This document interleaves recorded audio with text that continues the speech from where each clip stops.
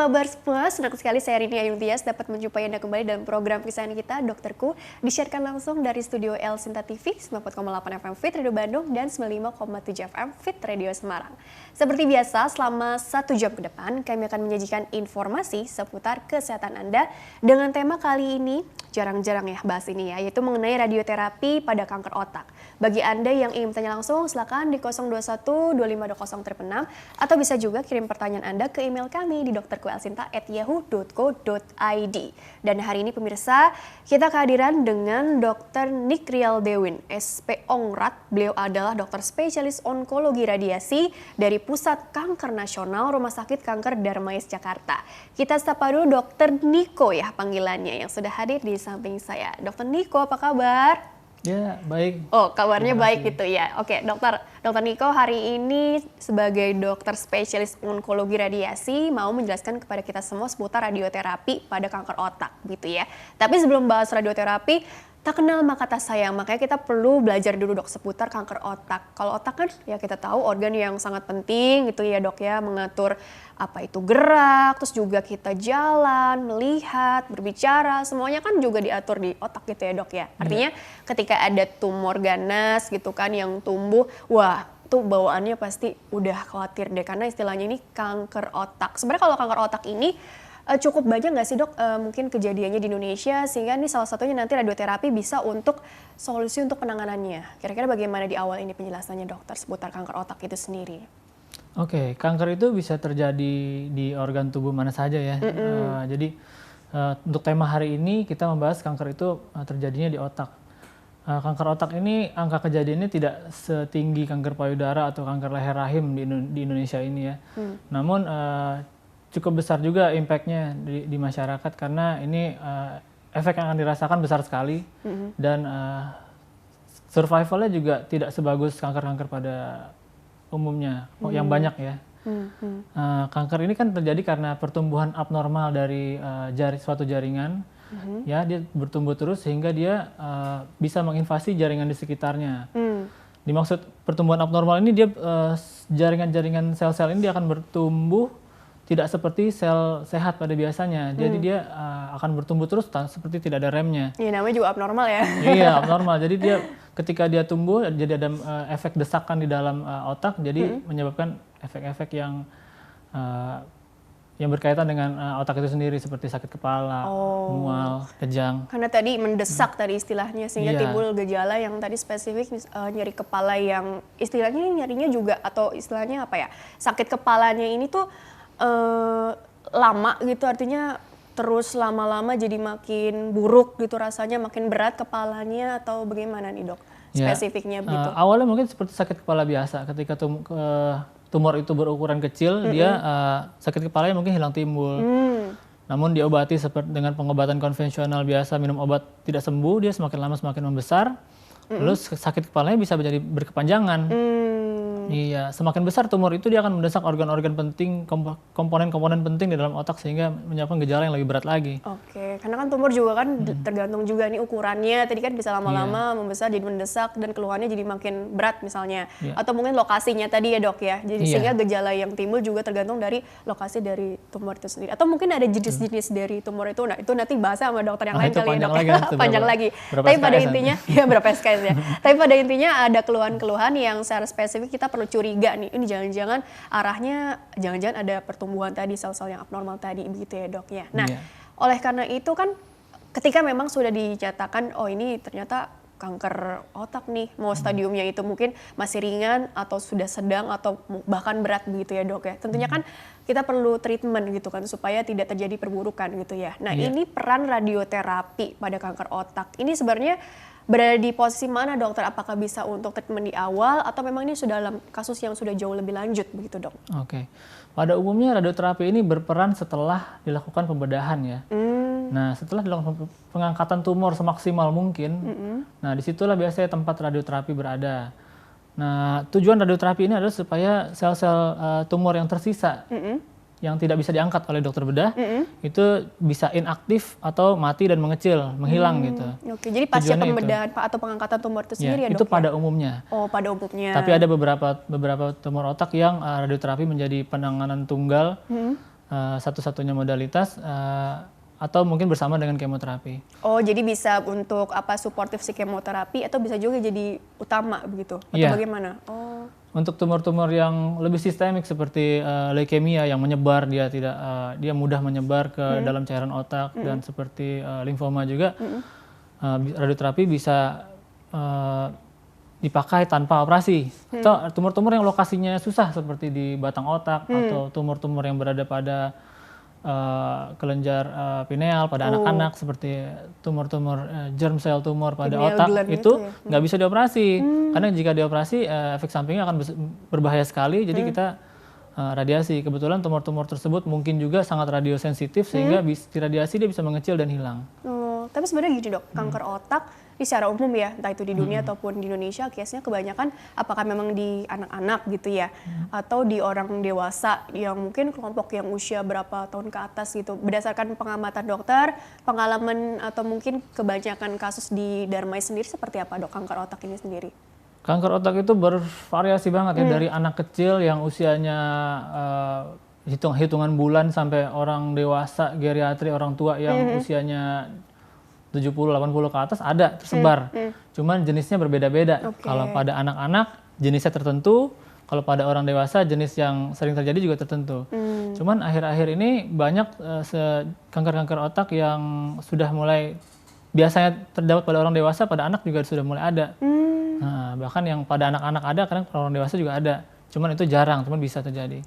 Kalau bicara kanker kan memang multifaktorial ya, tapi kalau faktor resiko secara umum, entah itu pada anak atau pasien geriatri atau kelompok usia berapapun, mungkin ada kaitannya juga sih dok dengan faktor resiko yang bisa dijelaskan di sini supaya kita jadi lebih aware gitu ya, apa sih faktor resiko dari kanker otak gitu ya. Kok walaupun kasusnya mungkin makin kesini tadi kok makin ada aja gitu, kita perlu tahu nih sebenarnya apa tuh kaitannya di lifestyle atau genetik lebih berperan atau bagaimana dok? Ya, ini pertanyaan yang banyak ditanyain pasien-pasien ya. Jadi penasaran. Penyebabnya itu apa sebenarnya, etiologinya? Kalau dicari etiologi pastinya, itu sampai sekarang kita belum tahu etiologi pastinya penyebab kanker otak itu apa gitu ya.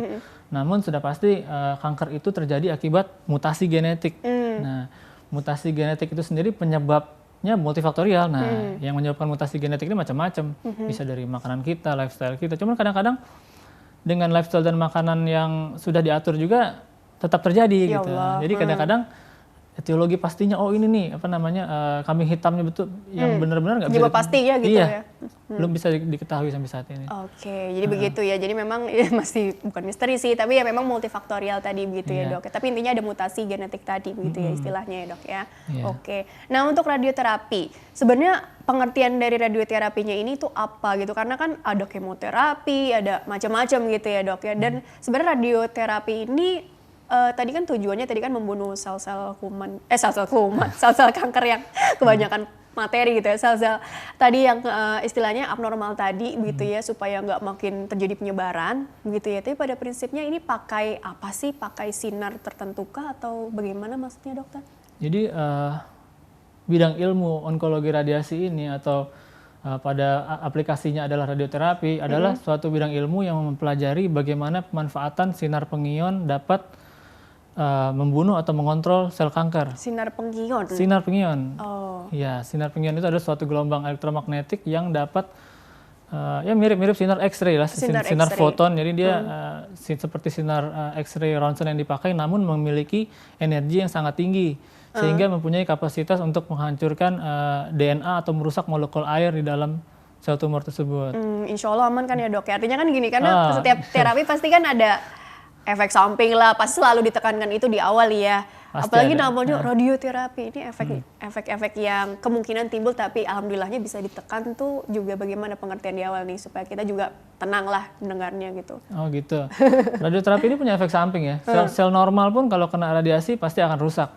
Tapi bedanya sel normal dengan sel kanker, sel kanker itu memiliki siklus reparasi yang buruk. Jadi ketika dia rusak, dia biasanya akan masuk ke fase penghancuran diri. Reparasinya buruk gitu? Iya, sistem sel normal kalau diradiasi dengan dosis yang tidak letal, dia akan mengalami siklus perbaikan. Gitu kan, dia bisa nge-repair dirinya sendiri. Jadi biasanya radioterapi itu diberikan berkali-kali, dibagi-bagi dengan dosis yang kecil-kecil, di mana sel normal tetap bisa survive dan sel kankernya bisa berkurang secara jumlah. Jadi radioterapi secara konvensional itu diberikan bisa 25 sampai 33 hari kerja gitu. Wow. Ya, jadi harus kayak terapi setiap hari 10 menit, 15 menit ke rumah sakit. Dosisnya tadi sedikit-sedikit begitu Sedikit-sedikit ya, Dok, ya? nanti diakumulasikan sejumlah hari tersebut.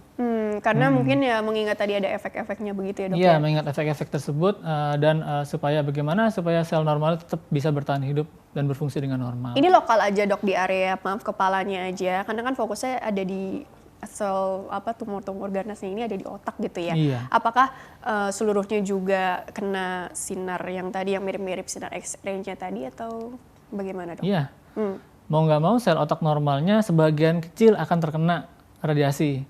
Namun kita tuh punya data di mana dosis toleransi di mana organ itu masih bisa bertahan berfungsi dengan normal pada dosis sekian gitu. Jadi kita tuh melakukan treatment planning di mana dosis itu yang besarnya akumulasinya itu tetap kita taruh di lokal tumornya atau bekas sayatan operasi tumor bed dari pasca operasi atau bisa juga kita tambahkan margin berapa sentimeter di sekitar tumor itu yang dimana secara statistik itu mengandung sel tumor. Kalau kita nggak meradiasi daerah tersebut, dalam waktu berapa bulan dia bisa numbuh lagi daerah situ. Begitu Nah, ya. radioterapi juga bisa regional ya, jadi nggak mesti di tempat tumornya aja. Tergantung sifat tumornya. Kalau tumornya sistemik atau dia mudah menyebar ke cairan otak, kita harus radiasi dari ujung kepala sampai susunan saraf spinal yang sampai tulang ekor gitu, sampai kranial dan spinal. Jadi tergantung dari jenis tumornya juga Dari jenis begitu tumornya, ya. iya. Oke, dokter, kita jeda dulu ya. Nanti dilanjutkan kembali di segmen selanjutnya ya. Baiklah pemirsa, jangan kemana-mana, tetaplah bersama kami. Kami akan kembali sesaat lagi.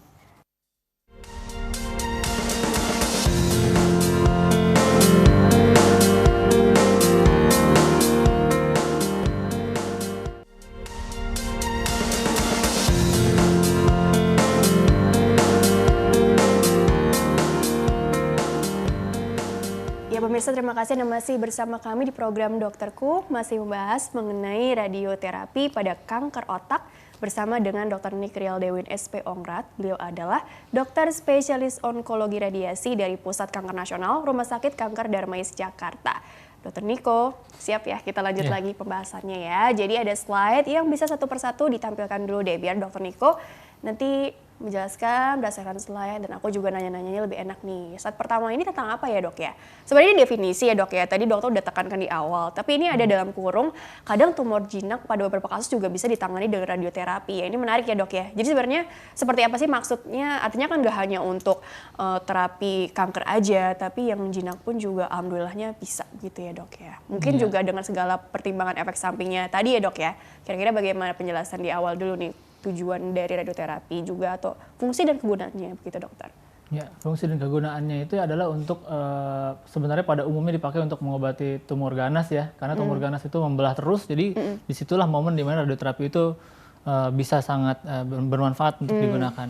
Namun pada tumor-tumor jinak yang tidak bisa dioperasi seperti acoustic neuroma, yaitu tumor-tumor yang ada di dekat telinga atau tumor-tumor kecil yang ada di organ-organ vital gitu, nggak bisa dioperasi, susah. Jadi kita bisa melakukan radiosurgery. Itu tumor-tumor jinak ya. Tumor itu akan diradiasi dalam dosis yang tinggi sehingga dia tidak aktif lagi dan dalam beberapa bulan atau hitungan tahun dia akan mengecil.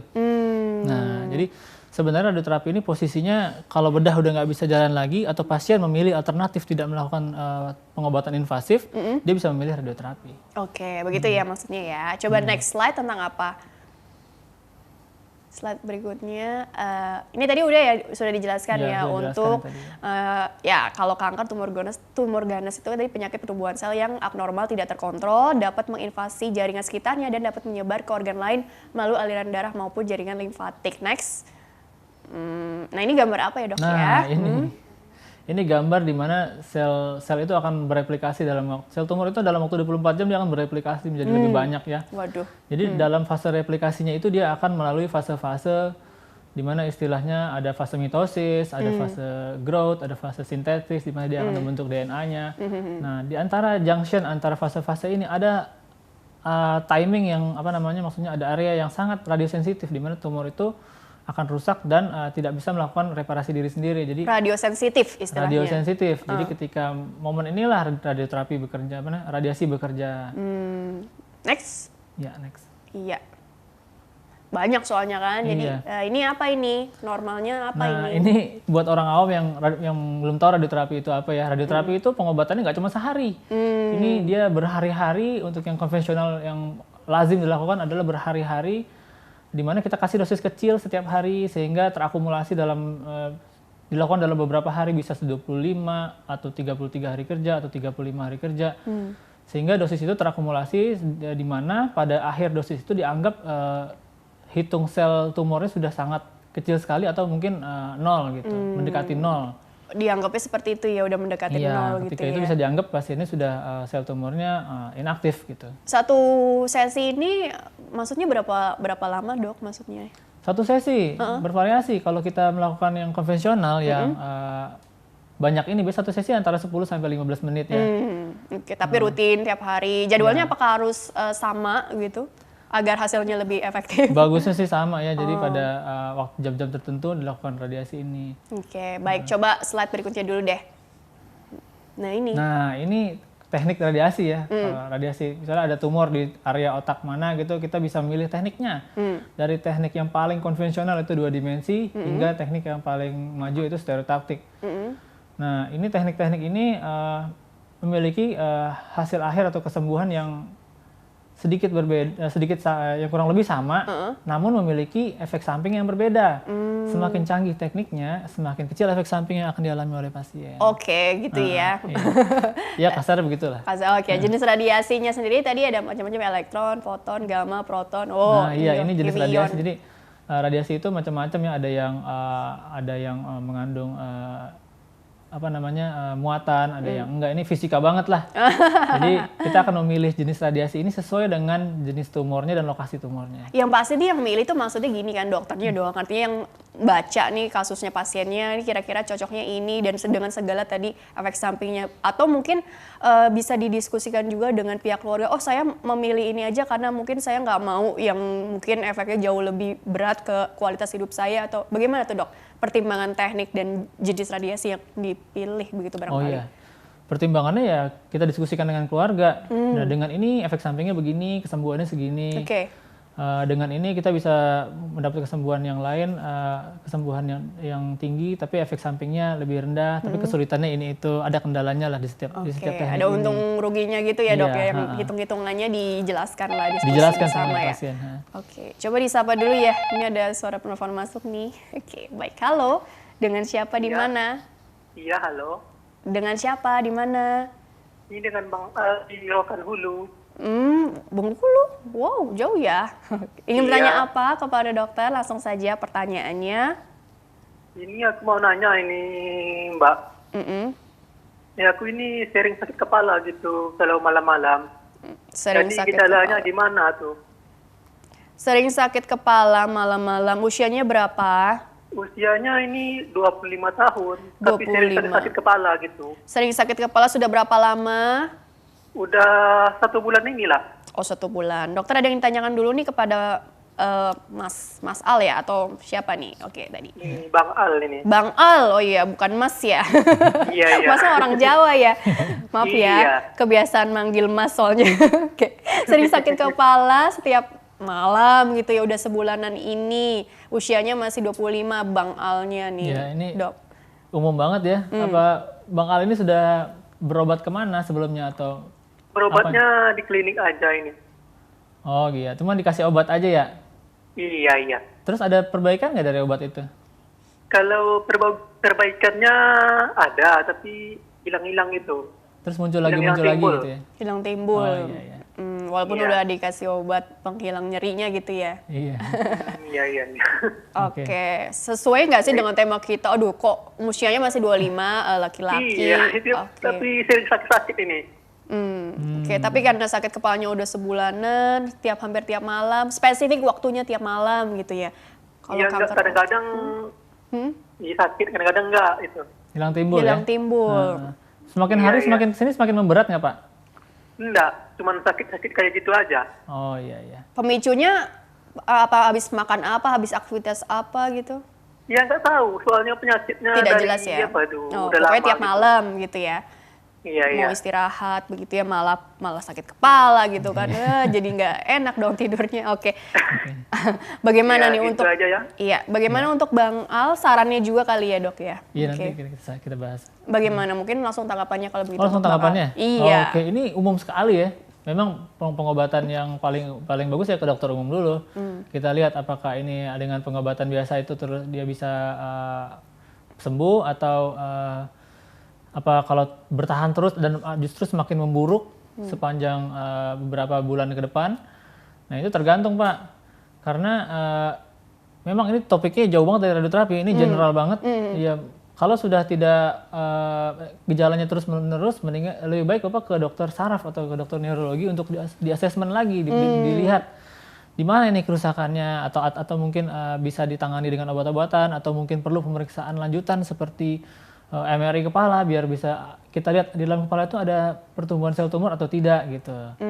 Nah, memang sih kalau ini bertahan 3 bulan justru semakin memburuk, ya lebih baik kita ke dokter saraf dan dilakukan pemeriksaan, bisa MRI kepala, ya bukan CT scan ya. Kalau CT scan dia ngelihatnya kurang bagus, mendingan MRI kalau menurut saya. Oke, gitu ya. Walaupun usia masih 25 gitu ya, nggak ada ya tetap kalau ada sesuatu pertumbuhan tumor, ya lebih cepat lebih bagus, karena semakin kecil tumor itu semakin mudah dioperasi dan semakin tinggi kesembuhannya. Tapi tadi ke dokter spesialis saraf dulu atau bedah saraf gitu ya, untuk dilakukan tadi perlu pemeriksaan penunjang lain lah, nggak sesuai gitu dengan ya?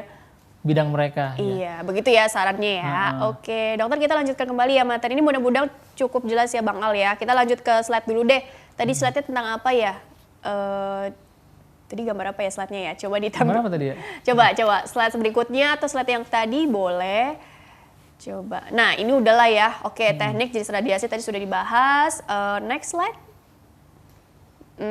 Nah, ada yang primer, ada yang sekunder. Maksudnya apa ini, dokter?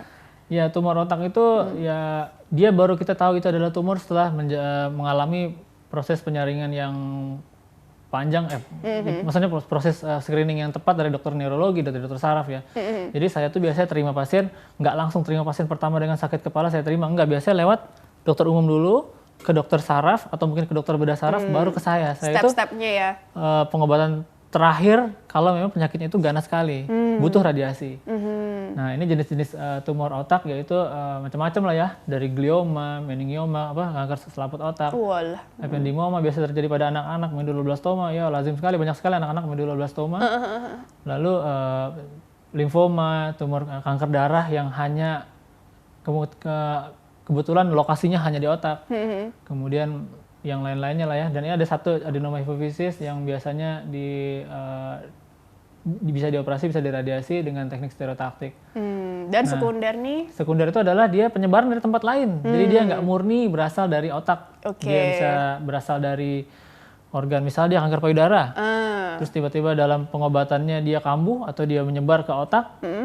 Nah, itu bisa diradiasi untuk mengurangi keluhan sakit kepalanya, bukan untuk dan untuk mengextend survivalnya. Jadi radioterapi bukan sebagai terapi penyembuh pada kanker-kanker sekunder, namun sebagai terapi suportif pada yang sekunder. Berarti kalau dilihat dari penyebab yang, ini ada yang primer banyak banget tadi jenisnya, terus juga yang sekunder. Tapi paling banyak apa yang jangan-jangan yang sekunder gitu, yang karena akibat dari tumor apa tadi, kanker yang payudara misalnya, terus efeknya metastasenya penyebarannya jadi ke otak gitu. Kalau di